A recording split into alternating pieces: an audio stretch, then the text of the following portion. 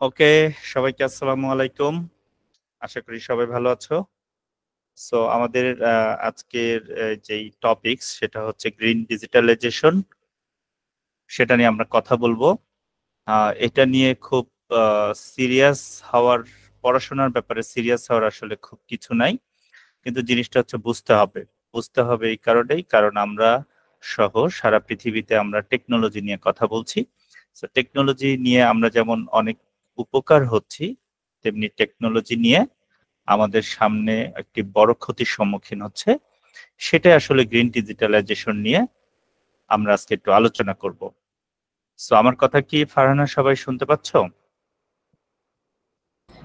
জি ভাইয়া, শুনতে পাচ্ছি। ওকে। সো আমরা এখানে আমাদের যেই ক্যাটাগরি আছে, তোমরা জানো যে 21টা সেগমেন্টের মধ্যে গ্রিন ডিজিটালাইজেশন একটা সেগমেন্ট অ্যাড করা হয়েছে।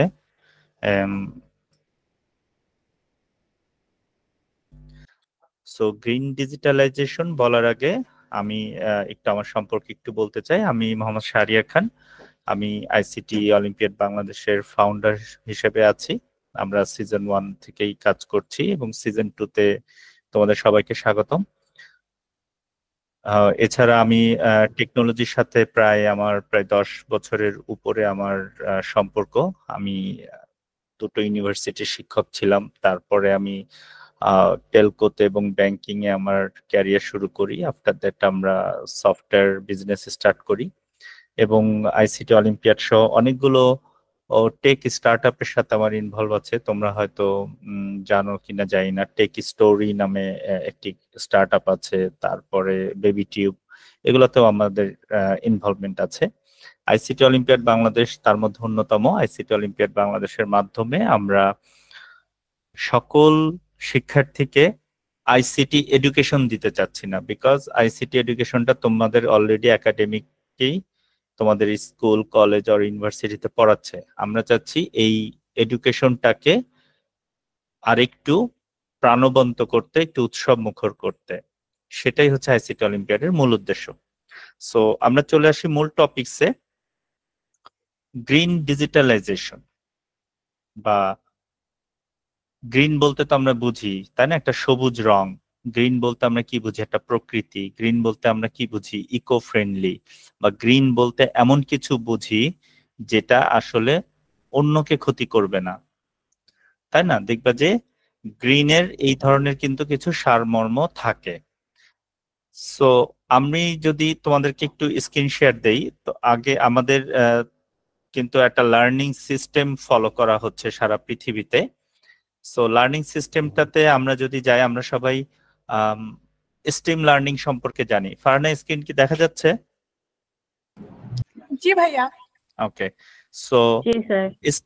হ্যাঁ, স্ট্রিম লার্নিং সম্পর্কে কিন্তু আমরা মোটামুটি সবাই জানি। স্ট্রিম লার্নিংটা কি? স্ট্রিমের হচ্ছে এস হচ্ছে সায়েন্স, টি হচ্ছে টেকনোলজি, দেন ই হচ্ছে ইঞ্জিনিয়ারিং এবং এম তে ম্যাথমেটিক্স। অর্থাৎ বলা হচ্ছে এই 4টা জিনিস যদি তুমি আয়ত্ত করতে পারো, তাহলে তুমি সবকিছুর মধ্যেই তোমার এডুকেশনটাকে তুমি আয়ত্ত করতে পারবা। তো সেই জায়গা থেকে আমাদের এই আগের যেই এডুকেশনের ধারাবাহিকতা ছিল, সেই ধারাবাহিকতা থেকে দেখবা এই স্ট্রিম লার্নিং, তোমরা যদি বিভিন্ন সেমিনার বা বিভিন্ন টক শো দেখে থাকো, তাহলে দেখবা স্ট্রিম লার্নিং সম্পর্কে অনেক কিছু বলে। এবং স্ট্রিম অলিম্পিয়াড নামে কিন্তু বাংলাদেশে একটা অলিম্পিয়াডও গত 2 বছর আগে ছিল, এবং বিভিন্ন কোচিং সেন্টার, বিভিন্ন অনলাইন বিভিন্ন কোর্সে দেখবা স্ট্রিম লার্নিং পড়াচ্ছে। বাট স্ট্রিম লার্নিং এ যেটা কিন্তু ফোকাস করা হচ্ছে, দেখো, সায়েন্স, টেকনোলজি, ইঞ্জিনিয়ারিং এবং ম্যাথমেটিক্স, এগুলো সবই কিন্তু তথ্য প্রযুক্তির সাথে সম্পর্কিত। এই তথ্য প্রযুক্তিতে আমরা উন্নত হতে যেতে যেতে আমরা কিন্তু আমাদের ভবিষ্যৎ একটা অন্ধকারের দিকে নিয়ে যাচ্ছি। এই জন্য এখন রিসার্চ করা হচ্ছে। এটা যদিও এখনো সারা পৃথিবীতে এখনো এই নতুন যে লার্নিং সিস্টেমটা এখন আমি তোমাদের বলতে যাচ্ছি, সেটা এখনো প্রকাশিত হয় নাই, এটা এখনো রিসার্চ বেস আছে। বাট সিঙ্গাপুর, ইউএসএ, ইউকে এবং উন্নত দেশগুলোতে, সুইডেন, এগুলোতে অলরেডি এই শিক্ষাটা দেওয়া চলে আসছে। অর্থাৎ এই কারিকুলামটা তাদের এইভাবে সাজানো হচ্ছে, সেখানে স্টিম লার্নিং কে চেঞ্জ করে তারা এখন বলছে স্টেজ লার্নিং, অর্থাৎ STAGE। সো স্টেজ লার্নিং এর এস তে কি হচ্ছে দেখো, এস তে বলা হচ্ছে যে এস মানে সায়েন্স, টি মানে টেকনোলজি, এ তে অ্যালগোরিদম, জি তে জিওমেট্রি এবং ই তে ইঞ্জিনিয়ারিংটা বাদ দিয়ে যেটা আমাদের আগে ছিল এনভায়রনমেন্ট। অর্থাৎ আগে যদি আমি স্টিম যাই, ইতে ছিল কি ইঞ্জিনিয়ারিং, বাট এখন ইতে আসলে চলে আসছে এনভায়রনমেন্ট। অর্থাৎ আমাদের এখনকার যুগে তোমরা যারা আছো, তোমরা কিন্তু সায়েন্স অলরেডি তোমরা জানো। অর্থাৎ তুমি ফোন ইউজ করছো, তুমি জন্মের পর থেকে স্মার্টফোন ইউজ করছো, স্মার্ট টিভি ইউজ করছো, স্মার্ট গাড়িতে চড়ছো। এই কিন্তু আমাদের সময় আমরা যদি 90 দশকের কথা বলি, আমরা যখন পড়াশোনা করেছি, আমরা কিন্তু ক্যালকুলেটর ইউজ করেছি। সর্বোচ্চ ছিল আমাদের কাছে ক্যালকুলেটর, ছিল আমাদের কাছে একটা অত্যাধুনিক যন্ত্র। কম্পিউটার তো অনেক পরে। তাহলে আমাদের জন্য কিন্তু ছিল সায়েন্সটা খুব, বা টেকনোলজিটা খুব ইম্পর্টেন্ট, যে আমাদের টেকনোলজিও শিখতে হবে, তাই না? কিন্তু তোমাদের কাছে, তোমরা কি এখনকার ছেলে মেয়েদেরকে দেখি যে ক্যালকুলেটর কেউ কেনে কিনা আমি জানি না, কারো বাসায় ক্যালকুলেটর আছে কিনা, বাট তোমরা, কারণ তোমার মোবাইল অ্যাপস এর ভিতরেই ক্যালকুলেটর চলে আসছে। সো তুমি ইজিলি সায়েন্সের সাথে, সরি, ইজিলি তুমি সায়েন্সের সাথে কিন্তু প্রথম থেকে তুমি অ্যাডাপ্ট,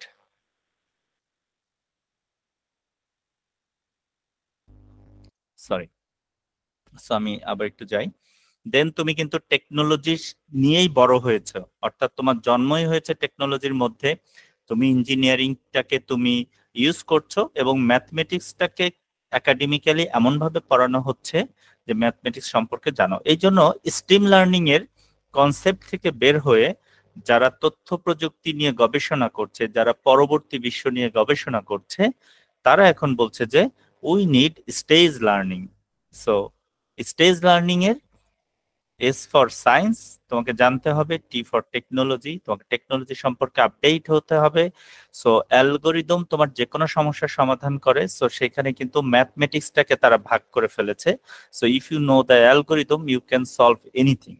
এবং জিওমেট্রি কিন্তু অ্যালগোরিদমের বড় একটা পার্ট। ম্যাথমেটিক্সটাকে আগে কিন্তু তোমার হচ্ছে জিওমেট্রি আসছে, তাই না? তোমরা যদি একটু রিসার্চ করো, তোমরা যদি একটু ইউটিউবে সার্চ দাও, দেখবা যে প্রাচীন যে সভ্যতা ছিল, সেই সভ্যতায় দেখবা যে জিওমেট্রিক যে সাইন গুলা ছিল, সেই সাইন গুলা দিয়ে তারা কিন্তু ভবিষ্যৎবাণী করত, তারা কিন্তু ঘর তৈরি করত, তারা কিন্তু তাদের যেই বিভিন্ন আবিষ্কার ছিল সব কিন্তু ছিল জিওমেট্রির উপর বেস করে। সো জিওমেট্রিকটাকে আবার নতুন টেকনোলজি মানে এডুকেশনে নিয়ে আসছে এবং সবশেষে বলছে এনভায়রনমেন্ট। তুমি সব করলা, তুমি তথ্য প্রযুক্তিতে অনেক উন্নত, তুমি অনেক কিছু জানো, তুমি যে কোনো প্রবলেম সলভ করতে পারো, তুমি যে কোনো ম্যাথমেটিক্স এর মাধ্যমে যে কোনো সলিউশন করতে পারো, বাট দিন শেষে তোমার যদি এনভায়রনমেন্ট ঠিক না থাকে, দিন শেষে যদি তোমার প্রকৃতি ঠিক না থাকে, দিন শেষে যদি তোমার সভ্যতাই না বাঁচে, তাহলে তুমি এই সায়েন্স, টেকনোলজি, অ্যালগোরিদম এবং জিওমেট্রি নিয়ে কি করবা? এই জন্যই এনভায়রনমেন্টটাকে এত গুরুত্ব দিয়েছে। দেখো, আমরা সবাই জানি যে আমাদের আহ সন্তান জন্মদানের পদ্ধতিটা কি, তাই না? যে আমাদের একজন মা বা বোন, তার গর্ভে কিন্তু একটা সন্তান জন্ম নেয়। সো টেকনোলজি যেটা করছে, তুমি সিঙ্গাপুরে যদি দেখো, তোমরা ইউটিউবে বা গুগলে এগুলো সার্চ দিয়ে দেখবে, সিঙ্গাপুরে কিন্তু তোমার ডিজিটাল বার্থের ফ্যাক্টরি করা হয়েছে। অর্থাৎ তুমি যদি এইভাবে, আর ধরো 5 বছরের মধ্যে এরকম ভাবে আসবে যে তুমি ছেলে চাও না মেয়ে চাও, সেই ছেলেটা দেখতে শাহরুখ খানের মতো হবে না মেয়েটা দীপিকার মতো হবে, কত ফিট লম্বা হবে, তার জেনেটিক বৈশিষ্ট্য কেমন হবে, এগুলো সব প্রোগ্রামের মধ্যে দিয়ে তুমি চাইলে একটা মানব সন্তান জন্ম দিতে পারবে। এবং সেটা কোনো নারীর গর্ভে না, সেটা একটা রোবটের মধ্যে। সো এত কিছুর পরে কিন্তু এই যে তুমি সবকিছু করছো কিন্তু এনভায়রনমেন্টের ক্ষতি করে। সো এনভায়রনমেন্টটাকে যদি তুমি ফোকাস না দাও, এনভায়রনমেন্টটাকে তুমি যখন টেকনোলজি, তুমি যখন পড়াশোনা করবা, তুমি যখন আবিষ্কার করবা, তুমি একটা জিনিস আবিষ্কার করলা, তোমরাই তো পরবর্তী বিশ্বকে নেতৃত্ব দিবা। তুমি ধরো এমন রোবট আবিষ্কার করছো, এই যে ইলন মাস্ক একটার পর একটা আবিষ্কার করছে, কিন্তু এতে পরিবেশের কত ক্ষতি হচ্ছে কিনা সেটা দেখছে। দেখো, টেসলাকে কেন আমেরিকান গভর্নমেন্ট ফান্ডিং করছে, কেন তাকে বিভিন্ন বড় বড় প্রতিষ্ঠান ইনভেস্ট করছে, বিকজ ওটা কিন্তু ইলেকট্রিক ভেহিকেল। তোমরা সবাই জানো যদি তেল বাতাসে পড়ে তাহলে কিন্তু কার্বন নির্গত হয়, যে কার্বনটা পরিবেশের ভারসাম্য নষ্ট করে দিচ্ছে। বরফ গলে যাচ্ছে আটলান্টিকে, এই বরফ যেভাবে গলছে, এটা যদি আরো 50 ইয়ার্স ধরে এই যেই সিমুলিটেন্স ওয়েতে বরফগুলো তোমার গলে যাচ্ছে, এই আইসবার্গ গুলা যদি আসতে থাকে তাহলে কিন্তু আস্তে আস্তে পুরো বিশ্ব পানির নিচে তলিয়ে যাবে। তোমরা রিসেন্টলি একটা ঘটনা জানো কিনা, সেটা হচ্ছে যে প্রশান্ত মহাসাগরে একটা মহাদেশ, অস্ট্রেলিয়া মহাদেশের মতো একটা বরফখণ্ড ভেসে আসছে, এবং ভেসে এসে এটা একটা এখন পর্যন্ত সম্ভবত কোন কোন একটা দেশ থেকে প্রায় 450 কিলোমিটার দূরে আছে। তাহলে চিন্তা করো, এই বরফটা যখন গলে যাবে তাহলে আমাদের পৃথিবীর পানির উচ্চতা বেড়ে যাবে। পানির উচ্চতা বাড়লে কি হয়? পানির উচ্চতা বলে সমুদ্র পৃষ্ঠে পানির পরিমাণ বেড়ে যায়। তখন কিন্তু এই যে আমাদের দেশে সিডর হলো, এই বিভিন্ন ধরনের কয়দিন আগে যে বন্যা হলো, হ্যাঁ, বিভিন্ন প্রাকৃতিক দুর্যোগ হলো, এই যে ক্যালিফোর্নিয়া পুরা আগুনে পুড়ে গেল, সেগুলো কেন হচ্ছে? এগুলোর রিজন কিন্তু আছে। আমরা তথ্য প্রযুক্তিতে যতই উন্নত হই, আমরা যদি এনভায়রনমেন্টটাকে ফোকাস না রাখি, আমরা যদি এনভায়রনমেন্টটাকে পলিসির মধ্যে না আনি, তাহলে আমাদের পৃথিবী ধ্বংস হয়ে যাবে। তো পৃথিবী ধ্বংস হয়ে গেলে কিন্তু আমাদের এই তথ্য প্রযুক্তিতে আমরা উন্নত বিশ্ব, আমরা চ্যাট জিপিটি ইউজ করি, আমাদের সব কাজ রোবট করে দেয়, আমাদের গাড়ি চালানো লাগে না, আমাদের প্লেন চালানো লাগে না, রান্না করা লাগে না, প্রেসার কুকারে রান্না হয়ে যাচ্ছে, অটোমেটেড কুকারে সব রান্না হয়ে যাচ্ছে, গাড়িতে বসলে গাড়ি চলে যাচ্ছে, প্লেনে বসলে প্লেন চলে যাচ্ছে, কোনো ড্রাইভার লাগে না, হাইপার লুপ লাগে না, হাইপার লুপের মাধ্যমে আধা ঘন্টার মধ্যে আমরা আমেরিকা থেকে লন্ডনে চলে যেতে পারবো। তো এগুলো করে লাভ কি যদি তোমার বিশ্বই যদি ধ্বংস হয়ে যায়? এই জন্য স্টেজ লার্নিং এর এই গ্রিন এনভায়রনমেন্টের খুব ইম্পর্টেন্ট একটা টপিকসই হচ্ছে গ্রিন ডিজিটালাইজেশন। তোমাদের এত কিছু বললাম বিকজ হচ্ছে গ্রিন ডিজিটালাইজেশন নিয়ে আসলে এখনো রিসার্চ চলছে।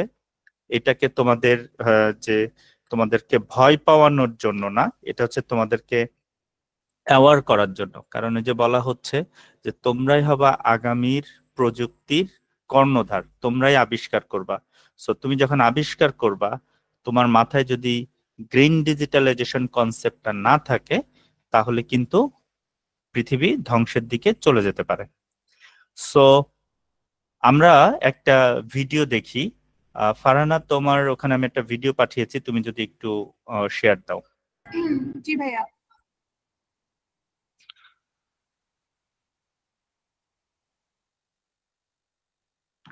শারবি, আপনি শেয়ার দিয়ে দেখতে পারেন আপনার ওখান থেকে শেয়ারটা হয় কিনা। ওকে, শিওর।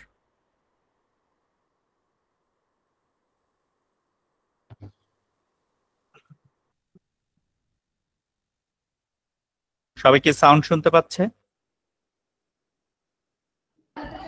সাউন্ড শোনা যাচ্ছে না ভাইয়া। সাউন্ড আসতেছে না। সাউন্ড শোনা যাচ্ছে না।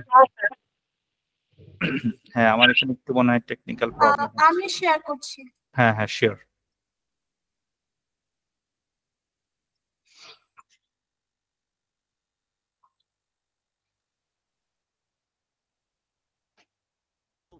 Para fazer acontecer.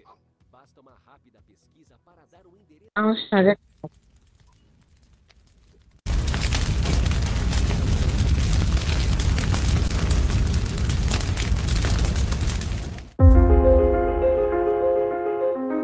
This is Earth, so far the only known planet that can sustain life. It's been sustaining life for over 3 billion years, and humans for about 6 million years. When seen from space, our planet looks calm, serene, mighty, and magnificent, focused on rotating and revolving around the sun. But when you zoom in, it's a different story altogether. The planet that nurtured the human billions of years is now at its mercy. Firstly, humans overpopulated the planet. We understand that every life is precious, But there are 8 billion of us on Earth. Experts say that we are way too many. Way too many more than this planet can sustainably carry. Many say that the planet has a capacity of 9 to 10 billion people, and we are closer to hitting this mark than we think. In fact, there will be 10 billion people on this planet in about 33 years. Currently, humanity is using the equivalent of 1.75 Earths to provide for itself. This means we're living on one planet but consuming the resources of almost 2 planets. We are exploiting resources like we're never going to run out. But more on that later. Coming back to overpopulation. How many humans can this planet sustain? Well, the planet reached its limit 53 years ago. In 1970, there were 3.7 billion people on the planet, less than half the population of today, and just about enough for the planet to sustain. Ever since then, humans are living on what's called an ecological debt. This means our annual demand of resources is way more than what our planet can naturally provide in a year. This is a loan of sorts, and who will repay it? Our children and grandchildren and their grandchildren. That is, if we leave anything on this planet for them to have. In the 19th century, a UK economist, Thomas Malthus, shared his perspective on overpopulation. He argued that populations inevitably expand until they outgrow their available food supply. He believed that disease, famine, war, or calamity would reverse the population growth. We understand that Malthus was a controversial personality, but his pessimism on overpopulation may hold some truth. Now, let's talk about the most important natural resource: water, or maybe we should say fresh water. Humans cannot live without drinking water longer than 3 days. We get fresh water from glaciers, lakes, reservoirs, ponds, and streams. Fresh water is central to our being. We drink it. We use it to grow crops. We use it in the manufacturing and energy industries. Fresh water prevents erosion. It provides natural protection from flooding. And do you know when we are going to run out of fresh water? Experts say in 16 years. Yes, we are likely to run out of fresh water in less than 2 decades. How do we prevent it? We need to drastically reduce our consumption. We need to stop the continuous exploitation and pollution of our freshwater bodies. Needless to say, easier said than done. What about soil? Soil essentially puts food on our plate. If there's no soil, there's no food. It naturally purifies water, protects us from floods, and tackles droughts. Basically, it's our life support system. Humans have managed to ruin soil as well. Deforestation, overgrazing, intensive cultivation. These are just a few practices that have caused some irreversible harm to the soil. We say irreversible because it takes hundreds of thousands of years to form an inch of topsoil. Topsoil is one of the most important elements in food production. With over 8 billion mouths to feed, we need to double our food production, but resources are scarce. We are losing 75 billion tons of topsoil in a year. What about air? No good news there either. The air that we breathe is dangerously polluted. According to the World Health Organization, 9 out of 10 people breathe polluted air, and it adds up. In order to cater to over 8 billion people, we need industries. These industries produce goods that we think we need to go about our daily lives. In that process, industries pump out dirty emissions. They mix with the air and enter our lungs. Air pollution is called a silent killer. It's the 4th leading contributor to early death. The current levels of greenhouse gas emissions are very high. In 2021, it was predicted that our planet has about 11 years to cut emissions if it wants to avoid dire climate conditions. There is a temperatures will rise by 1.5 degrees Celsius by 2033. By 2043, it will jump by 1.7 degrees Celsius. And by 2054, the temperature will rise by 2 degrees Celsius. And when that happens, the world will witness catastrophic conditions. Nearly 3 billion people will likely slip into chronic water scarcity. Now, let's try to answer an important question.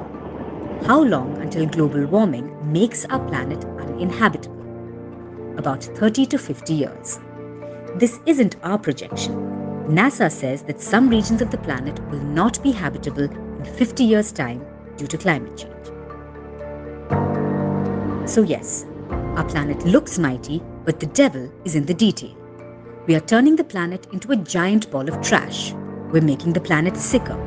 Our aim here is not to alarm you or instill fear. Our aim is to educate you about what's going on outside the comfort of your home and how it might impact you. Mahatma Gandhi once said, "There's enough for everyone's need, but not for everyone's greed." Our greed has driven us to a point of no return. And if projections are to be believed, the doomsday is just around the corner.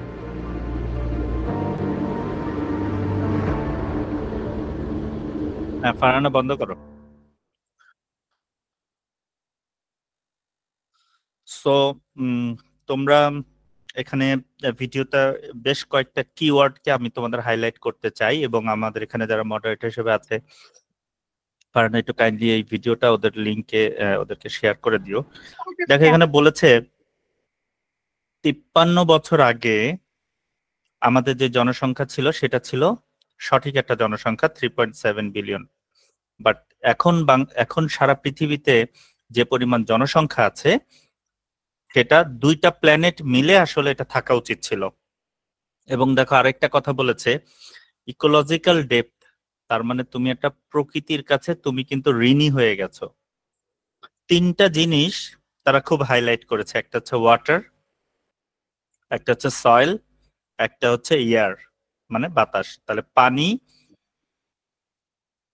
মাটি, মাটির ভিতর যেই উর্বরা শক্তিটা থাকে সেটা, এবং বাতাস। যেই পরবর্তী যে বিশ্বযুদ্ধটা হবে, আমরা বলি দেশ নিয়ে যুদ্ধ হবে, আমরা বলি পারমাণবিক শক্তি নিয়ে যুদ্ধ হবে, টেকনোলজি নিয়ে যুদ্ধ হবে। আসলে রিসার্চ বলছে, হার্ভার্ডের একটা রিসার্চ পেপার আছে, তোমরা দেখবা গুগলে সার্চ করে, পরবর্তী যে বিশ্বযুদ্ধটা হবে সেটা আসলে পানি নিয়ে হবে। অর্থাৎ তোমার কাছে প্রশান্ত মহাসাগর আছে, কিন্তু তুমি কিন্তু প্রশান্ত মহাসাগরে পানি খেতে পারবা না। তুমি প্রশান্ত মহাসাগরে পানি কোনো ইন্ডাস্ট্রিতে ইউজ করতে পারবা না। তুমি প্রশান্ত মহাসাগরে পানি কিন্তু তুমি কোনো চাষাবাদ করতে পারবা না, কারণ আমরা সবাই জানি সমুদ্রের পানি হচ্ছে লবণাক্ত পানি। লবণাক্ত পানি দিয়ে তুমি কোনো ম্যাটেরিয়ালস তৈরি করতে পারবা না, কারণ লবণ তো একটা কেমিক্যাল, তাই না? এর মধ্যে আয়রন সহ অন্যান্য আরো অনেক কিছু থাকে। তাহলে মিঠা পানি যেটা বলে, অর্থাৎ বাংলাদেশের পুকুরে যেটা পাওয়া যায়, মাটির নিচে যেটা পাওয়া যায়, সেটা হচ্ছে মিঠা পানি। এই পানি যার কাছে থাকবে, তাহলে চিন্তা করো সেই দেশটাকে দখল করার জন্য বা সেই দেশটাকে নিজেকে প্রোটেক্ট করার জন্য কি পরিমাণ যুদ্ধ করবে। তোমার সব আছে, তুমি বললাম আগের কথায় ফিরে যায়, তুমি মানে ঘুম থেকে উঠে তোমার কিচ্ছু করা লাগে না, তোমার কাজের লোক লাগে না, রোবট তোমাকে সব করে দেয়, তোমাকে খাওয়ায় দেয়, তোমার কাপড় ধুয়ে দেয়, তোমাকে স্কুলে নিয়ে যায়, কলেজে নিয়ে যায়, গাড়ি চালানো লাগে না, রান্না বান্না করে দেয়, ঘর ক্লিন রাখে। দিন শেষে তুমি পানি খেতে পারো না, তাহলে কি আমরা বাঁচবো? দিন শেষে আমার যে শস্য উৎপাদন করে, যে ফুড আমাকে খেতে হবে, সেই ফুডটা উর্বরা শক্তি আমার নষ্ট হয়ে গেছে। 75 বিলিয়ন শস্য উৎপাদন ক্ষমতা প্রতি বছর কমে যাচ্ছে, দেখো ভিডিওতে বলেছে। এবং 9 বিলিয়ন পিপল তোমার এয়ার পলিউশনে এফেক্টেড হচ্ছে। তাহলে তুমি যদি পানি না পাও, তোমার যদি শস্য উৎপাদন না হয়, এবং তুমি যদি নিঃশ্বাস নিতে না পারো, যেটা তোমার অক্সিজেন, যেটা তোমার দেহকে সুস্থ রাখবে, তাহলে কিন্তু তুমি এই তথ্য প্রযুক্তিতে তুমি সর্বশ্রেষ্ঠ হয়েও কোনো লাভ নাই। সেই জন্যই তোমাকে যেটা করতে হবে, তোমার তথ্য প্রযুক্তির সাথে সাথে তোমাকে গ্রিন ডিজিটালাইজেশন সম্পর্কে আইডিয়া রাখতে হবে। এই জন্যই আমরা আমাদের এই সেগমেন্টে গ্রিন ডিজিটালাইজেশন রেখেছি। অনেকেই প্রশ্ন করেছে এটা কেন দরকার নাই, বা তোমাদের মধ্যেও হয়তো অনেকেই ভেবেছিল যে এটার সাথে কম্পিউটার সায়েন্সের কি সম্পর্ক, বা এটার সাথে আসলে আইসিটির কোনো রিলেশন নাই। আই হোপ আমাদের আজকের যেই আলোচনা হলো এবং যে ভিডিও হলো, সেই ভিডিওতে তোমরা ক্লিয়ার হলো যে সবকিছুর মূলেই তোমার আসলে গ্রিন ডিজিটালাইজেশন। সো আমরা তোমাদেরকে অলরেডি কোর্স ম্যাটেরিয়াল শেয়ার করেছি, তারপরেও আমি জাস্ট তোমাদের সুবিধার্থে একটু আরেকবার আমি একটু রিক্যাপ করতে চাই। এই আমি যে কথাগুলো বললাম, আমি আসলে চেষ্টা করেছি স্লাইডকে ফলো না করে তোমাদেরকে বোঝানোর জন্য, যেটা আগেই বলেছিলাম যে আমাদের এইম তোমাকে ভয় দেখানো না, তোমাকে ওয়ার্ন করানো। কারণ আমাদের সময়ের তথ্য প্রযুক্তির যুগ শেষ, অর্থাৎ আমরা এখন যে স্টেজে আছি, আমরা হচ্ছে যেই জিনিসটা আবিষ্কার হচ্ছে সেই জিনিসটাকে আমরা ইউজ করছি। বাট তোমরা যারা আছো ইয়ং, তোমরা কিন্তু পরবর্তী আবিষ্কারগুলো করবে, এবং তোমাদের পরবর্তী আবিষ্কারটা যেন ভিডিওতে লাস্ট যে কথাটা বলেছে, গ্রিডি হওয়া যাবে না, নিডি হতে হবে। অর্থাৎ তথ্য প্রযুক্তিতে এমন কিছু তৈরি করতে হবে যেটা আসলে নিড, যেটা গ্রিড হবে না। তুমি যদি গ্রিড হয়ে তথ্য প্রযুক্তিতে সেরা হতে চাও, তখনই কিন্তু তুমি সারা সভ্যতাকে ধ্বংস করবে, পৃথিবীকে ধ্বংস করবে। সো আমরা back to our slides. So স্লাইডে আমরা যেটা করেছি, এই কথাগুলোকেই একটু হয়তো তোমাদের বোঝার স্বার্থে আর একটু সাজিয়ে দিয়েছি, যেখানে আসলে বলে দেওয়া হয়েছিল যে আসলে সবুজ ডিজিটালাইজেশনটা আসলে কি। এই যে দেখো হাইলাইটেড পয়েন্ট দিয়ে বলেছি যে ডিজিটালাইজেশন হলো এমন একটি গুরুত্বপূর্ণ ধারণা। দেখো শব্দটা দেখো, ধারণা।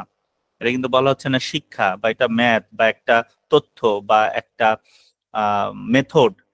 বলা হচ্ছে গ্রিন ডিজিটালাইজেশন হলো এমন একটি গুরুত্বপূর্ণ ধারণা যা ডিজিটাল প্রযুক্তির ব্যবহার এবং পরিবেশ বান্ধব পদ্ধতিগুলোকে সমন্বয় করবে। অর্থাৎ ডিজিটাল প্রযুক্তিতে তুমি যে ব্যবহারটা করবা সেটা যেন নেচারের সাথে একটা রিলেটেড থাকে, নেচারকে ক্ষতি করে যেন না হয়। ওকে, সো টেকসই উন্নয়নের জন্য যে কথাগুলো থাকে অ্যাজ ইউজুয়াল, যে টেকসই উন্নয়নের জন্য তোমার এটাকে অলওয়েজ তোমার তাকে পরিবেশকে সংরক্ষণ করবা, টেকসই উন্নয়ন তো অবশ্যই করবা। বলে না বাংলাদেশ টেকসই উন্নয়নে এত ধাপ অতিক্রম করেছে, কিন্তু কখনো কি বলেছে বাংলাদেশ পরিবেশগতভাবে এত নেমে গেছে? একটা দেশের জন্য মিনিমাম 40% হচ্ছে তোমার সবুজায়ন থাকতে হয়। সুন্দরবন সহ আগে ছিল এটা 25%, এখন এটা 16-র নিচে নেমে আসছে। এবং 16-র নিচে নেমে আসার কারণে দেখো আমাদের গরমের দিনে কিন্তু প্রচন্ড গরম লাগছে আমাদের। তোমাদের মনে আছে কিনা, তোমরা যেহেতু ইউনিভার্সিটি স্টুডেন্ট, আজ থেকে 15 বছর আগেও দেখো শীতকালে অনেক শীত পড়তো এবং শীতটা কিন্তু কন্টিনিউয়াস থাকতো। এখন কিন্তু শীতটা দেখো বেশি দিন থাকে না। তার মানে কি নেচারের একটা চেঞ্জেস হচ্ছে। হ্যাঁ, সো আমাদের যেটা করতে হবে, এই সবুজ ডিজিটালাইজেশনের যে মৌলিক ধারণাটা, সেটা হচ্ছে সবসময় মনে রাখতে হবে যে আমাদের শক্তি এবং সম্পদকে সাশ্রয় করে এবং কার্বন নিঃসরণ যেন কম হয়। অর্থাৎ তুমি যাই কিছু করো, টেকনোলজি মানেই তো মেকানিক্যালি, তাই না? তো আমরা বলছি রোবট আবিষ্কার করছি, আমরা রোবট তৈরি করছি। আচ্ছা, রোবট তৈরি করতে তো তোমার একটা ফ্যাক্টরি লাগে, তাই না? রোবটের একটা হাত লাগে, রোবটের পা লাগে, রোবটের বিভিন্ন ম্যাটেরিয়ালস তৈরি করা লাগে। সো সবকিছু করতে কি লাগে? তাহলে তোমাকে একটা ফ্যাক্টরি করতে হয়। এখন তুমি ফ্যাক্টরিটা এমন ভাবে করলা যেখান থেকে প্রচুর ধোঁয়া বেরোচ্ছে, কার্বন নিঃসরণ হচ্ছে, আলটিমেটলি পরিবেশের ক্ষতি করে তুমি টেকনোলজিকে ডেভেলপ করছো। তাহলে এটা করা যাবে না। তোমাদের প্রশ্ন এরকম আসতে পারে যে সবুজ ডিজিটালাইজেশনের মৌলিক ধারণার কি কি হতে পারে। ওখানে হয়তো কার্বন নিঃসরণ এবং শক্তি ও সম্পদ সাশ্রয় এরকম পয়েন্ট থাকতে পারে, তখন তোমাদেরকে এটা বুঝে দিতে হবে। বা প্রশ্ন আসতে পারে কার্বন নিঃসরণের কমাতে কি সবুজ ডিজিটালাইজেশনে সাহায্য করে, তখন তোমাকে হ্যাঁ না একটা প্রশ্নের উত্তর দিতে হবে। হ্যাঁ, তো এই স্লাইড গুলো পড়বা এবং এখানে বলেছে কিভাবে আমরা আসলে এই ধারণাগুলোকে স্টাবলিশ করতে পারি। পুনর্নবীকরণযোগ্য শক্তি, অর্থাৎ আমরা যেটা করি কি একটাকে ইউজ করে আমরা এটাকে ফেলে দেই। তোমরা দেখবা যে এখন রিসাইকেলিং কথাটা খুব তৈরি হচ্ছে, তাই না? রিসাইকেল করতে হবে, অর্থাৎ তুমি একই জিনিস বারবার ইউজ করতে যেন পারো, এমন ভাবে তোমাকে কিছু জিনিস ইউজ করতে হবে, বা একই জিনিস তুমি যেন বারবার ইউজ করতে পারো। অর্থাৎ যেমন সূর্যের আলো, এটা থেকে কিন্তু তোমার এটা উৎপাদন করতে হয় না, এটা কিন্তু নেচার থেকে আছে। এই নেচারের এই আলোটাকে তুমি কিভাবে ইউজ করতে পারো, যেটা হচ্ছে যে একটা আবিষ্কার হয়েছে সোলার। আমি শুনতে পাচ্ছি না, আপনারা কি শুনতে পাচ্ছেন? জি, আমরা শুনতে পাচ্ছি। জি, শুনতে পাচ্ছি আমরা। সো দেন হচ্ছে শক্তির দক্ষতা, অর্থাৎ কম শক্তি ব্যবহার করে কার্য সম্পন্ন। সবাই কি শাহরিয়ার ভাই কি শুনতে পাচ্ছেন? হ্যাঁ ভাইয়া শুনতে পাচ্ছে, আপনি হয়তো আবার লগ ইন করেন। আমার প্রবলেম, আমি কাউকে শুনতে পাচ্ছি না। কম শক্তি ব্যবহার করে যেটা বলছে যে কার্য সম্পাদন করা, যেমন স্মার্ট গ্রিড, শক্তি সঞ্চয় যন্ত্রপাতি, এআই এর মাধ্যমে যে কাজগুলো করছি। হ্যাঁ, এগুলোর কিছু এক্সাম্পল আমরা দিয়ে দিব বা তোমরাও একটু দেখে নিবে। দেন হচ্ছে ডেটা সেন্টার, যেই তথ্য প্রযুক্তিতে এখন বড় একটা সম্পদ হচ্ছে ডেটাকে রিজার্ভ করা। সো এই ডেটা সেন্টার রিজার্ভ করতে যেও কিন্তু পরিবেশের অনেক ক্ষতি হচ্ছে। সো পরিবেশ বান্ধব ডেটা সেন্টার কিভাবে করা যায় তোমরা জানো কিনা জানি না। মাইক্রোসফট, ফেসবুক, দেন হচ্ছে টিকটক, এই ধরনের বড় বড় সোশ্যাল মিডিয়া বা বড় ধরনের ওরাকল, এই ধরনের যে বড় বড় জায়ান্ট কোম্পানি আছে, অ্যাপল, এদের ডেটা সেন্টার গুলা কিন্তু সমুদ্রের নিচে। এখন সমুদ্রের নিচে যখনই তুমি একটা কাজ করবা, যখনই তুমি ওখানে একটা বিল্ডিং বানাবা, তোমার ডেটা সেন্টার গুলাকে এস্টাবলিশ করবা, তখন কিন্তু প্রাকৃতিক ভাবে ক্ষতিগ্রস্ত হচ্ছে। সো এই ডেটা সেন্টার গুলাকে কিভাবে পরিবেশ বান্ধব করা যায়, তোমরা একটু ইউটিউবে সার্চ দিয়ে দেখবা যে Microsoft data centre in sea, দেখবা যে কিভাবে একটা ডেটা সেন্টার সমুদ্রের নিচে রেখে দেয়, দেন এই ডেটা সেন্টারকে আবার উঠায়, আবার এটাকে ঠিক করে, যদি কোনো প্রবলেম হয় আবার ফেলে দেয়, আবার এটা ডেটা সেন্টার তোমাকে হচ্ছে, এটা তো একটা ধরো ফিজিক্যাল ডিভাইস, তাই না? এটা নষ্ট হবে, এটাকে আবার রিপেয়ার করতে হবে বা এটাকে ফেলে দিয়ে নতুন অ্যাড করতে হবে। তো এই যে তুমি সমুদ্রে ফেলছো, উঠাচ্ছ, তার মানে তোমার প্রকৃতিকে তুমি ক্ষতি করছো, তাই না? এটাকে তোমাকে কিভাবে পরিবেশ বান্ধব করা যায়। দেন ইলেকট্রনিক বর্জ্য ব্যবস্থাপনা, আমরা দেখো হাজার হাজার মোবাইল, হাজার হাজার ল্যাপটপ, হাজার হাজার মানে ফিজিক্যাল ডিভাইস, ক্যামেরা, এই এয়ারপড, হেডফোন, গোপ্রো, এটা সেটা, চারিদিকে খালি গেজেট আর গেজেট। বাট এই গেজেট গুলাকে কিন্তু পুরোপুরি ধ্বংস করা যায় না, তাই না?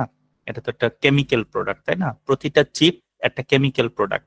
সো এখন কিন্তু চেষ্টা করা হচ্ছে যে প্রাকৃতিক বা প্রাকৃতিক যেই ধরো বিভিন্ন উদ্ভিদ আছে, উদ্ভিদের শ্বাস দিয়ে সেটাকে কি কোনো চিপ তৈরি করা যায় কিনা, বা একই পণ্য, এই যে ল্যাপটপ নষ্ট হলে তাহলে ল্যাপটপটাকে আবার রিইউজ করে একটা মিনি পড বানানো যায় কিনা, বা ফোনটা রিইউজ করে এখন কিন্তু আরেকটা ডিভাইস তৈরি করা যাচ্ছে কিনা, বা এটাকে গলিয়ে আরেকটা ডিভাইস তৈরি করা যায় কিনা, এগুলো নিয়ে কিন্তু কাজ সারা পৃথিবীতে চলছে। আমাদের দেশে হয়তো প্র্যাকটিস নাই, বাট সারা পৃথিবীতে চলছে। এবং আমার আরেকটা বড় পার্ট হচ্ছে যে এই যে বর্জ্য ব্যবস্থাপনা, অর্থাৎ চারিদিকে প্রচুর ময়লা হচ্ছে, ইলেকট্রনিক বর্জ্যের সাথে সাথে আমাদের প্রচুর প্লাস্টিক বর্জ্য তৈরি হচ্ছে। এই বর্জ্যগুলোকে রিসাইকেল করে এটা থেকে ধরো কিন্তু আমাদের দেশে এখন তৈরি হচ্ছে বিভিন্ন বোতল তৈরি হচ্ছে, ব্যাগ তৈরি হচ্ছে। তার মানে কি আগে এটা কোথাও ফেলে দিত, নদীতে ফেলে দিত? আমরা সবাই জানি বুড়িগঙ্গা নদীর অবস্থা খুবই খারাপ, এখানকার পানি খেলে মানুষ মরে যাবে, এই অবস্থা, তাই না?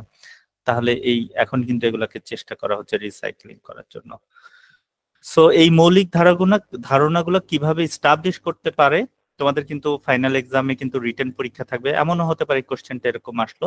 সো মৌলিক ধারণাগুলো কিভাবে তুমি এস্টাবলিশ করবা, একটা উদাহরণ দাও। তখন তোমাদেরকে এই 4টা উদাহরণ থেকে যে কোনো একটা উদাহরণ সহ কিন্তু একটা ডেসক্রিপশন লিখতে হবে। হ্যাঁ, যেটা আগেই বলছি, মূল উপাদান, এটা আমরা কিন্তু অলরেডি ডিসকাস করেছি যে টেকসই প্রযুক্তি, ই পর্যায়ের ব্যবস্থাপনা, কাগজবিহীন প্রযুক্তি, তাই না? আগে চিঠি যেত, একজন একজনকে চিঠি পাঠাতো, ভিউ কার্ড পাঠাতো, পোস্ট কার্ড পাঠাতো, এখন কিন্তু আমরা ইমেল পাঠাচ্ছি, হোয়াটসঅ্যাপ পাঠাচ্ছি। হ্যাঁ, তো আমাদের কিন্তু অনেক কাগজের ব্যবহার কমে গেছে। আগে যে কোনো দপ্তরিক চিঠি হতো, এখনো ধরো ই গভর্নেন্স তোমাদের একটা পার্ট আছে দেখবা আরেকটা সেগমেন্টে, সেখানে কিন্তু এটার কথাই বলা হচ্ছে যে ই গভর্নেন্স যদি আমরা তৈরি করতে পারি তাহলে কিন্তু আমরা প্রকৃতিকে অনেক সেভ করতে পারবো।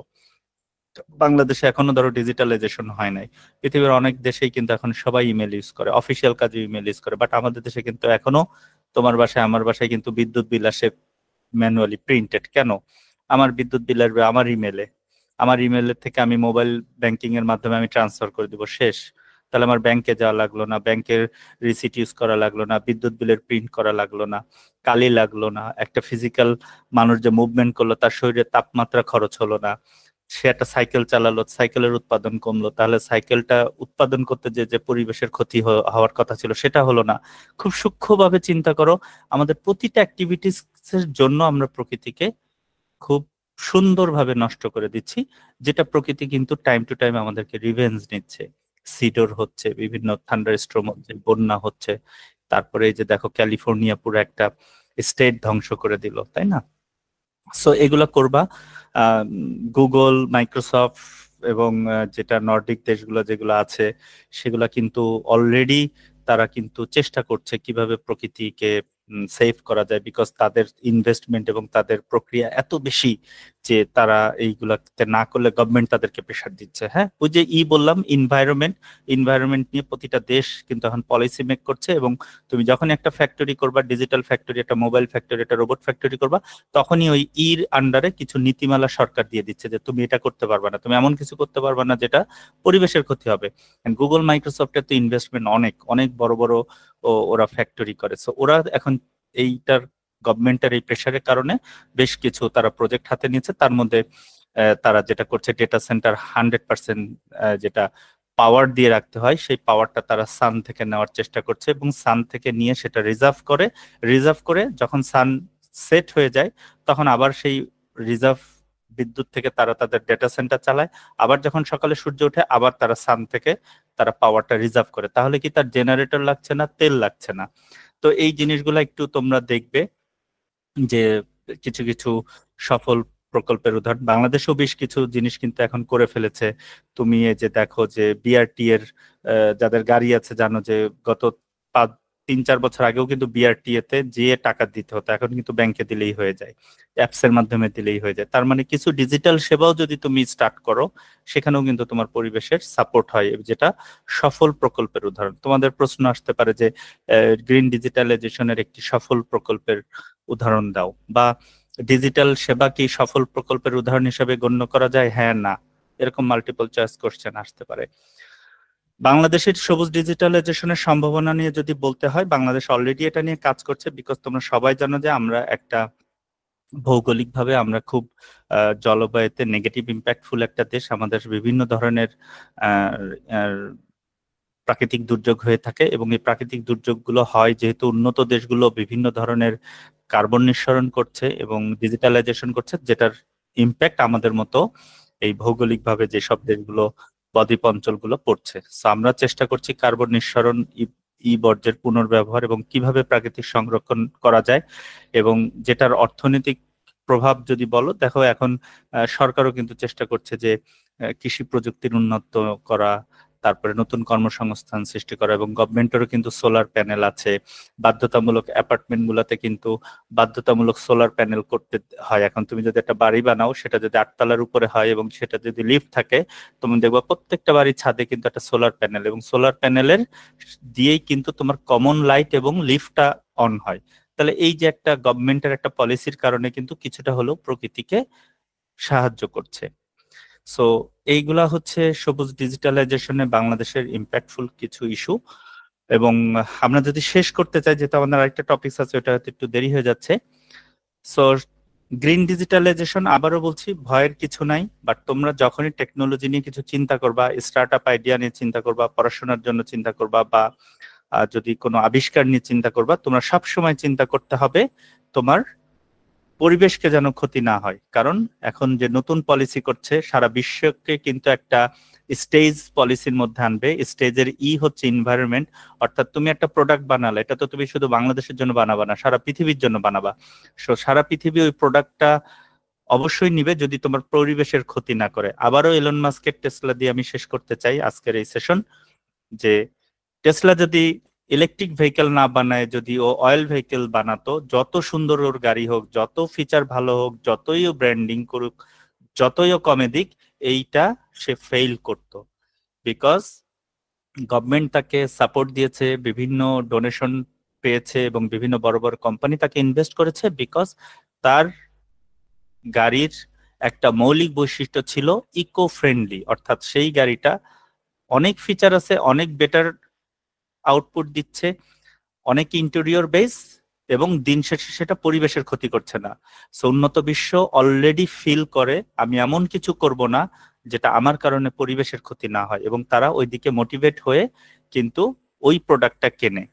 অর্থাৎ ওখানে পেপার কাপ খুব ভালো চলে, আমাদের দেশে প্লাস্টিক কাপ খুব ভালো চলে, কারণ আমরা বুঝি না যে আমরা এই প্লাস্টিক কাপে খাওয়া খেলে আমার পরিবেশের ক্ষতি হবে। আমরা সবাই যদি কালকে সকাল থেকে যদি প্লাস্টিক কাপে চা খাওয়া বন্ধ করে দেই, চা রাস্তায় এবং হোটেলে যে চা গুলা বিক্রি হয়, ওরা বাধ্য হবে পরশুদিন থেকে পেপার কাপে আমাদেরকে চা দেওয়ার জন্য। সো আশা করছি আজকের এই সেশনটি আমি তোমাদের বোঝাতে পেরেছি। তারপর যদি কোনো কোশ্চেন থাকে, আমি জানি না আমাদের কোশ্চেন সেশন পর্ব থাকে কিনা, কোশ্চেন করতে পারো আমাকে। স্যার আসসালামু আলাইকুম। আমার একটা বিষয় জানার ছিল। গ্রিন ডিজিটালাইজেশনে আমরা তো পেপারের এটা কমিয়ে আনবো, তাই না? যেমন আমাদের ঘরে বসে আমরা মোবাইল ফোনের মানে এভরিথিং বিল টিল দিতে পারবো, আমাদের আর পরিশ্রম হচ্ছে না শারীরিক। সেক্ষেত্রে আমরা যদি শারীরিক পরিশ্রম না করি তাহলে আমরা হেলথের উপর ইস্যু করতে পারে না? তাহলে এইটাকে আমরা কিভাবে করতে পারবো? ডায়াবেটিস হতে পারে, বিভিন্ন সমস্যা হতে পারে। সো আমি যদি বাসা থেকে যাই তাহলে আমার হেলথের একটাই হচ্ছে। এটা কিভাবে আমরা করতে পারি? আ- দেখো তুমি তোমার প্রশ্নের উত্তরটা যদি এভাবে দেই যে তুমি সব করলা কিন্তু তুমি ব্যায়াম করার জন্য বাসা থেকে বের হলা, তুমি যে বাতাসটা নিঃশ্বাস নিচ্ছ সেখানে কার্বনের পরিমাণ বেশি, তাহলে কি লাভ? তুমি তোমার শরীর সুস্থ রাখার জন্যই তো তোমাকে পরিবেশকে সুস্থ রাখতে হবে।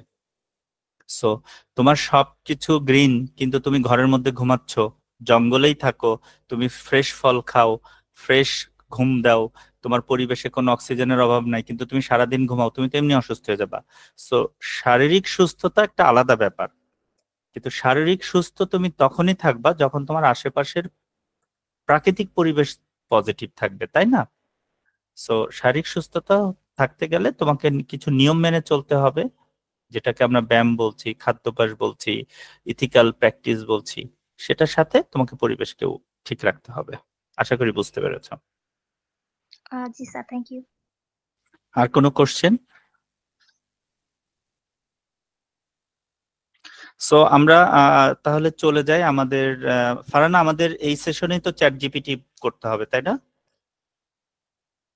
জি ভাইয়া। সো আমরা দ্বিতীয় সেশনে চলে যাই। আমরা আমাদের এই সেগমেন্টটা হচ্ছে চ্যাট জিপিটি এবং ভবিষ্যৎ।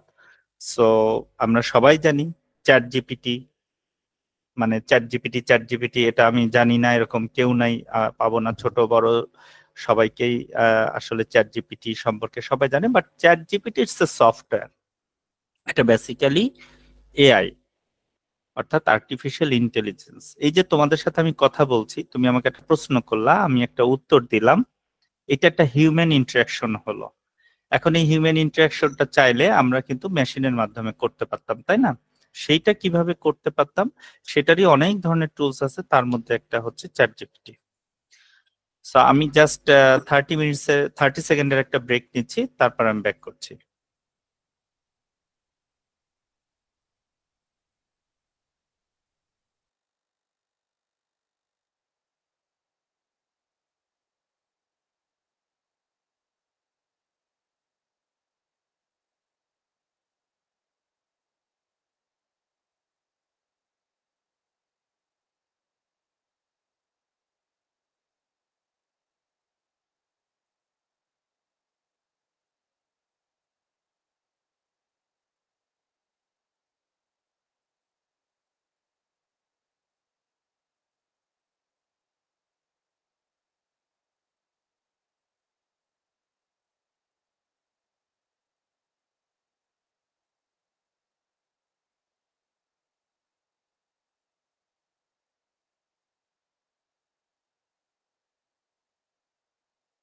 সরি, আমার একটা ফোন এসেছিল। সো আমরা চলে যাই পরের সেশনে।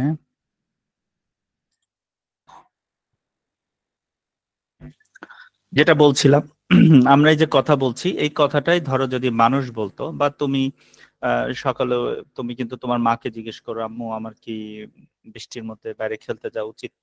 তোমার বান্ধবী বা তোমার বন্ধু তোমাকে বলেছে, তার মা বলেছে না, যাওয়ার দরকার নাই, বৃষ্টিতে ভিজলে তোমার ঠান্ডা লাগবে। সো বিজ্ঞানীরা গবেষণা করে এই জিনিসগুলোকে মিনিমাইজ করার জন্য আমি ছোট করে তোমাদের বলতে চাই, সেটাই হচ্ছে চ্যাট জিপিটির কনসেপ্টটা নিয়ে এসছে। চ্যাট জিপিটি একটা সফটওয়্যার, এরকম আরো অনেক সফটওয়্যার আছে, বাট চ্যাট জিপিটা সারা পৃথিবীতে যেহেতু ব্র্যান্ডিং করে ফেলেছে, সবাই চ্যাট জিপিটি বলে। বাট চ্যাট জিপিটা হচ্ছে যেটা নিচে লেখা আছে দেখো, কৃত্রিম বুদ্ধিমত্তা, অর্থাৎ ডিজিটাল তোমার হচ্ছে ব্রেইন, যেটাকে আমরা বলছি যে চ্যাট জিপিটির মাধ্যমে আমরা কি করছে। তো চ্যাট জিপিটি নিয়ে আমার একটা বই আছে,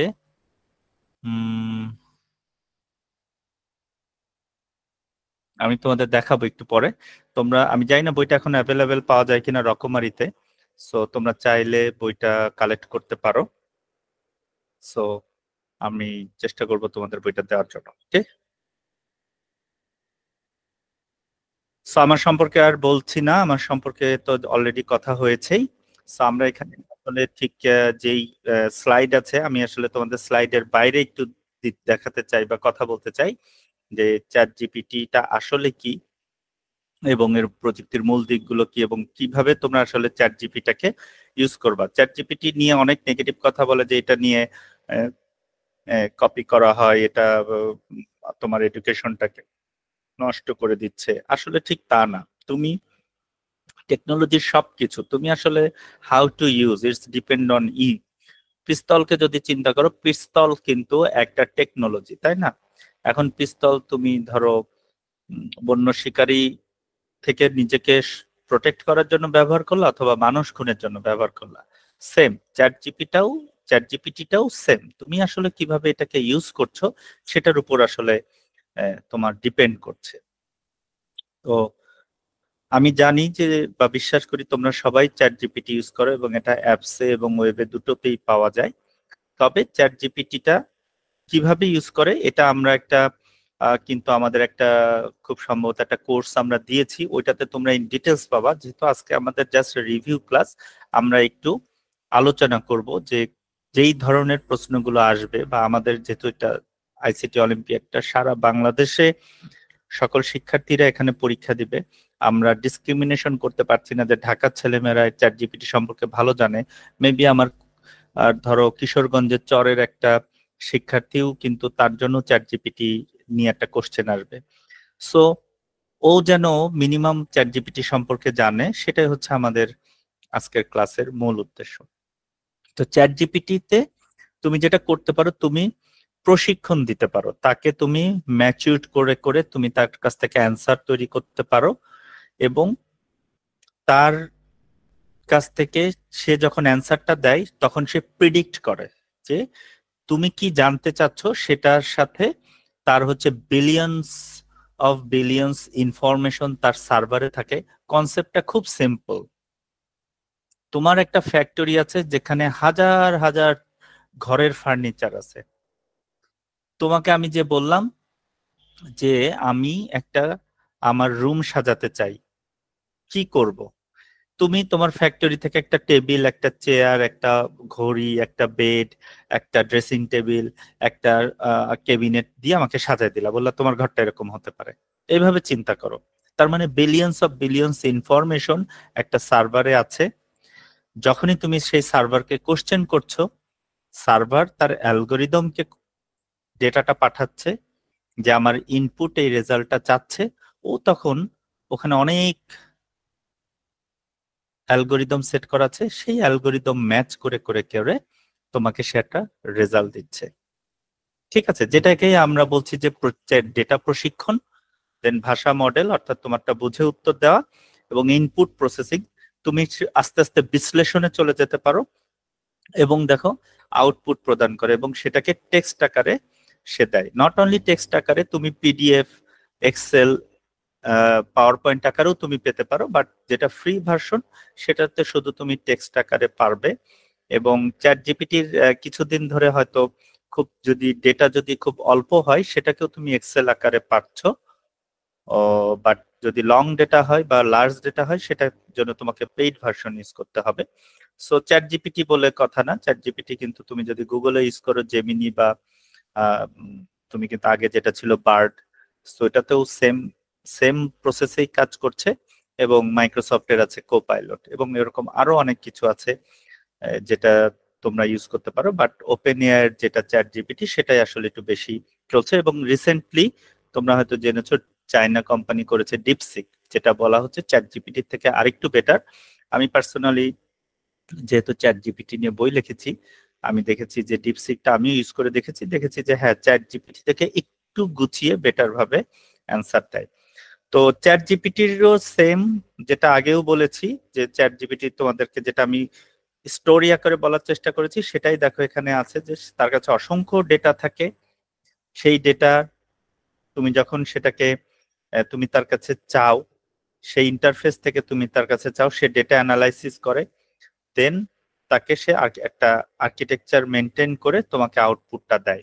এবং সেখানে তোমার আরেকটা পার্ট থাকে যে তুমি তোমার মতো করে তুমি পেইড ভার্সনে তুমি প্রম্পট ইঞ্জিনিয়ারিং করে তুমি তাকে শেখাতে পারবা, যাতে ভবিষ্যতে সে ওই অ্যান্সারটা দিতে পারে। তুমি একটা কোড লিখলা, কোড লিখে তুমি ধরো তাকে দিলা যে তোমার আমার এই কোডে কোথায় রং আছে, সে কিন্তু বলে দিবে তোমার এই কোডে এখানে রং আছে। তুমি তখন তাকে দিতে পারো যে এটা আমি কিভাবে সলভ করব, তখন সে তোমাকে কিন্তু এক্সপ্লোর করে দিবে যে তুমি এইভাবে এইভাবে সলভ করো। এখন যদি তুমি একটা সফটওয়্যার বানাতে যে পুরোটাই চ্যাট জিপিটির কাছে কোড চাও, তাহলে এটা হয়ে গেল আনইথিক্যাল। চ্যাট জিপিটিকে ইউজ করতে হবে ইথিক্যালি। তো প্রযুক্তির মূল মূল দিকগুলো এটা আসলে থিওরিক্যাল পার্ট। আমি যেহেতু সময় কম, এটাকে আমি আসলে এগুলো করতে চাচ্ছি। আমি জানি যে তোমরা, আমি যে ঘটনাটা বললাম সেটাকে এটাকে এখানে বলা হয়েছে যে তোমার হচ্ছে এটা ডিপেন্ড করে যে তুমি আসলে তোমাকে কিভাবে নিয়ন্ত্রণ করছো, বা তোমার কি অভিজ্ঞতা আছে, এবং কি ধরনের কাস্টমাইজেশন তুমি আসলে করছো, এবং কোন ভাষার জন্য আসলে কোন ভাবে সঠিকভাবে তুমি ইনফরমেশনটা বের করে আনছো। এবং এটার আর একটা তোমার ধরো প্রযুক্তির নিরাপত্তাও আছে। তুমি এমন কোনো সেন্সিটিভ ইনফরমেশন বের করে ফেললা যেটা আসলে পাবলিকলি আবার তুমি এটাকে প্রকাশ করে দিলা। সো এই জিনিসগুলোই আসলে মূল দিকগুলো বলেছে, যে তুমি চ্যাট জিপিটি যখন ইউজ করবা তখন তোমাকে কিন্তু এই জিনিসগুলোকে খেয়াল রাখতে হবে। সো কি কি ক্ষেত্রে চ্যাট জিপিটি ইউজ করা যায়, যেটা হচ্ছে ব্যক্তিগত শিক্ষা, দেন হচ্ছে বিভিন্ন ধরনের যদি তোমরা কন্টেন্ট তৈরি করো। আমি চাইবো তোমরা সবাই কন্টেন্ট তৈরি করো। আমাদের আইসিটি অলিম্পিয়াডে কিন্তু কন্টেন্ট দেওয়ার সুযোগ আছে, ব্লগ রাইটিং এর সুযোগ আছে। তোমরা যেহেতু ইউনিভার্সিটির স্টুডেন্ট, আমি সবাইকে রিকোয়েস্ট করবো সবাই চ্যাট জিপিটির উপর একটা করে ব্লগ লিখে তোমরা জমা দাও, এবং আমাদের এটা ওয়েবসাইটে পাবলিশড হবে। ঠিক আছে? দেন হচ্ছে তোমার কিছু অ্যান্সার তুমি খুব দ্রুত চাচ্ছ সেটা দেওয়া। দেন হচ্ছে বিভিন্ন ধরনের শিক্ষার্থীদের মাঝে কিন্তু একটা যোগাযোগ ব্যবস্থা তৈরি করা যায়। ঠিক আছে? কি কি ক্ষেত্রে চ্যাট জিপিটির ব্যবহারগুলোকে সাধারণত করা হয়, যেমন যে ধরো 24/7 যদি সার্ভিসগুলো যারা দেয়, আগে কিন্তু সারাদিন বসে বসে কেউ মেসেঞ্জারে নক করতো। তোমরা আজ থেকে 3 বছর আগেও ধরো বিভিন্ন হসপিটালে যদি বুকিং নিতে হতো, কেউ না কেউ কিন্তু বসে থাকতো ফেসবুক মেসেঞ্জারে। কেউ যখন তাকে মেসেজ দিত, সে একজন হিউম্যান হচ্ছে তখন তাকে রিপ্লাই দিত। দেখতাম যে লেখা থাকতো কিন্তু 365 দিন আমাদের সেবা কার্যক্রম, 24 ঘন্টা আমাদের সেবা কার্যক্রম চালু রয়েছে। বাট এটা কিন্তু এখন চ্যাট জিপিটিতে চলে আসছে। ঠিক আছে? তারপরে তোমার ব্যক্তিগত কিছু ইমেল রাইটিং বলো, পাবলিক স্পিকিং বলো, ইথিক্যাল স্পিকিং বলো, বা বিভিন্ন ল্যাঙ্গুয়েজ লার্নিং টার্নিং, বিভিন্ন ইস্যুর কারণে তুমি কিন্তু চ্যাট জিপিটি ব্যবহার করতে পারো। তোমার যদি গল্প, কবিতা, ব্লগ লেখার ইচ্ছা থাকে, তুমি সেই ব্লগের ড্রাফটিং কিন্তু চ্যাট জিপিটিতে করতে পারো। এবং বিভিন্ন ধরনের ডেটা বিশ্লেষণ, ধরো তুমি একটা ইমেল লিখেছে কেউ, তুমি সেই ইমেলের রিপ্লাইটা দিবা, কিভাবে দিবা তুমি বুঝতে পারছো না। আমরা আগে যেটা করতাম, আমরা যখন স্টুডেন্ট ছিলাম তখন একটা ইমেল আগে আমরা যেটা করতাম ওয়ার্ডে লিখতাম, ওয়ার্ডে লিখে তারপরে গুগলকে দিয়ে এটা স্পেলিং চেক করতাম, তারপরে স্পেলিং চেক করে গ্রামারলি দিয়ে সেটার সেন্টেন্স চেক করতাম, তারপরে এটাকে ট্রান্সলেট করে দেখতাম যে বাংলায় এটাকে আসলে মিনিংটা কি হয়। দেন কিন্তু এটাকে আবার ইংলিশে কনভার্ট করে আমরা কপি করে তারপর একটা ইমেলে রিপ্লাই দিতাম যখন আমরা নতুন নতুন চাকরি করছি। বাট এখন কিন্তু লাগে না। সো আমি শেষ করার আগে আমি তোমাদেরকে খুব ছোট করে একটু দেখাতে চাই। ধরো আমরা চলে যাই চ্যাট জিপিটি। আশা করি তোমরা কিভাবে ইউজ করবা, রেজিস্ট্রেশন করবা, এগুলাতে আসলে যেতে চাচ্ছি না। ধরো আমি দিলাম যে আইসিটি অলিম্পিয়াড সম্পর্কে আমি একটু জানতে চাই। দেখো দেখো, আমি যদি লিখি what is ICT olympiad Bangladesh season 2, এখানে দেখো বাংলাদেশ শব্দটা কিন্তু আমি ইচ্ছা করে ভুল লিখেছি। আমি যদি এখানে সার্চ দিই, দেখো আইসিটি অলিম্পিয়াড বাংলাদেশ সম্পর্কে কিন্তু ও কিন্তু ডেটা পাচ্ছে। এখন এই ডেটা কোথায় পাচ্ছে? এই ডেটা কিন্তু সে আমাদের ওয়েবসাইট থেকে পাচ্ছে। এখন দেখো আমাদের glory girls prize recognition workshop and training এটা বলছে, কিন্তু ও কিন্তু বলছে না যেখানে আমরা সামিটও করছি, আমরা কিন্তু বা রাউন্ড টেবিল ডিসকাশন করছি। আমি ওকে বললাম add cyber tech and robotics summit, দেখো কি করে।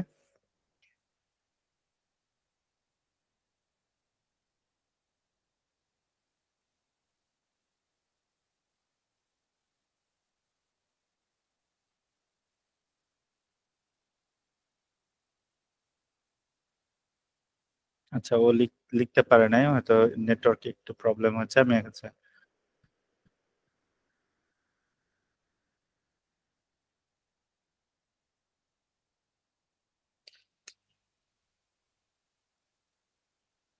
দেখো, এখন সে অ্যাবাউট সেকশনে আইসিটি অলিম্পিয়াড সম্পর্কে আগের যেই ইনফরমেশন ছিল সেই ইনফরমেশনের সাথে কিন্তু সে কিন্তু দেখো এখন সামিটটাও অ্যাড করে দিচ্ছে। হ্যাঁ, তো তোমাকে যদি কেউ বলে যে আইসিটি অলিম্পিয়াড, ধরো তোমার একটা টপ ইউনিভার্সিটিতে অ্যাসাইনমেন্ট দিল যে আইসিটি অলিম্পিয়াড সম্পর্কে তুমি একটা ইয়ে করো, কেস স্টাডি লিখো।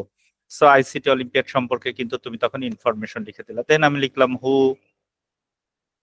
is the founder of ICT Olympiad Bangladesh.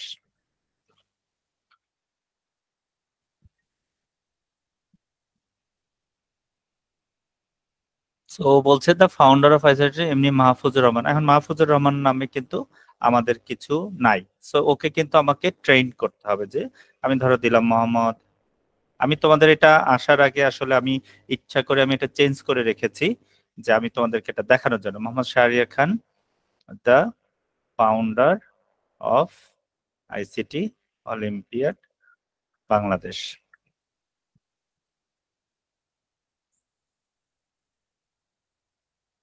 দেখো এখন কিন্তু সে জিনিসটাকে কারেকশন করে লিখলো। এখন যদি আমি লিখি who is the founder of ICT olympiad Bangladesh,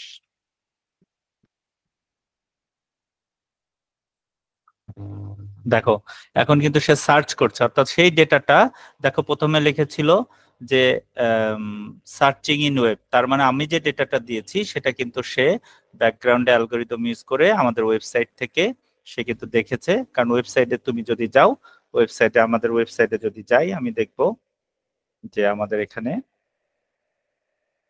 আমি যদি যাই ক্লাসটি বডিতে কিন্তু আমি ফাউন্ডার হিসেবে আছি। সো সেটা পেয়ে গেল। আমি যদি আরেকটা এক্সাম্পল দেখাই, ধরো আমার কাছে একটা মেইল আসছে, সাপোজ আমি একটা মেইল চুজ করি,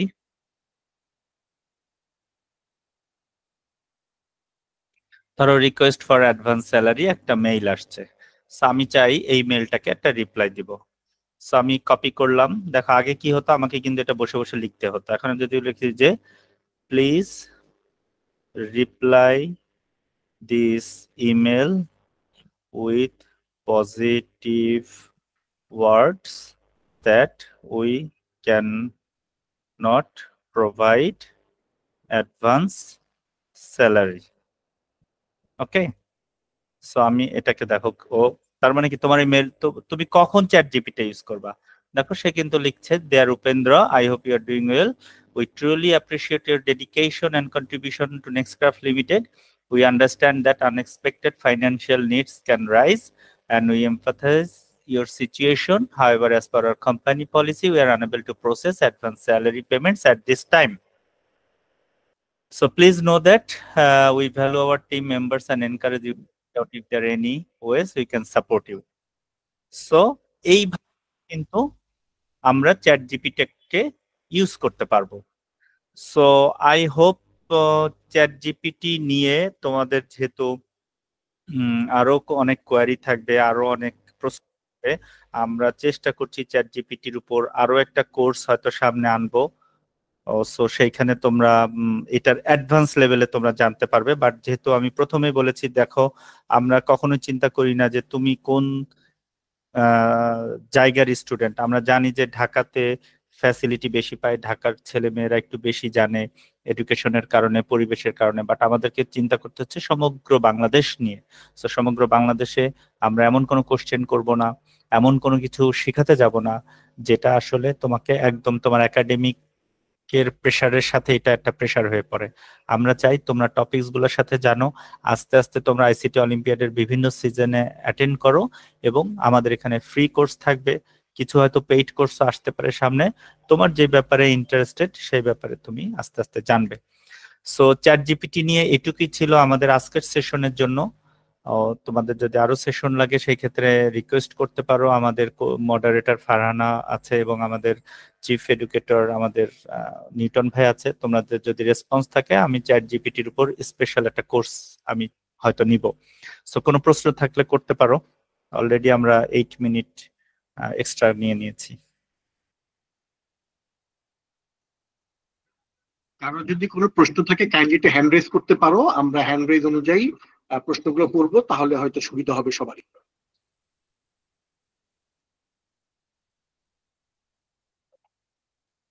কারো প্রশ্ন আছে নাকি? শাহরিয়ার ভাই খুব সুন্দরভাবেই প্রশ্ন কভার করতে পেরেছেন। আচ্ছা, হ্যান্ড রেজ করেছেন মোহাম্মদ ইমতিয়াজ উদ্দিন ভাই, প্লিজ আপনি আপনার মাইকটা অন করে প্রশ্নটা করতে পারেন। জি, আসসালামু আলাইকুম। আচ্ছা, অনেকে হচ্ছে আপনার চ্যাট জিপিটির সাথে অনেক ধরনের এক্সটেনশন ইউজ করে। তো আমার প্রশ্ন ছিল হচ্ছে এক্সটেনশন গুলো আসলে মানে চ্যাট জিপিটির প্রম্পটে বা আনসারে কতটুকু মানে ইমপ্রুভ করে কিনা বা এফিশিয়েন্ট কিনা? অবশ্যই এফিশিয়েন্ট। আমরা প্রম্পট ইঞ্জিনিয়ারিং দেখানোর প্ল্যান ছিল, কিন্তু সময় স্বল্পতার কারণে দেখাতে পারছি না। অবশ্যই চ্যাট জিপিটিকে অবশ্যই এক্সটেনশন ইউজ করতে হবে, বাট সেটা হচ্ছে যে তোমাদের বা আপনাদের কি নিড সেটার উপর ডিপেন্ড করে এক্সটেনশন গুলো ইউজ করতে হয়, না হলে আপনাকে রং ইনফো দিবে। So how to add extension in ChatGPT, এটা দিয়ে যদি তোমরা গুগলে সার্চ দাও বা ইউটিউবে সার্চ দাও, দেখবা ছোট ছোট প্রচুর ভিডিও আছে। সো ওখান থেকে তোমরা চাইলে একটু দেখে নিতে পারো, or if needed we can arrange another classes. আচ্ছা, ধন্যবাদ।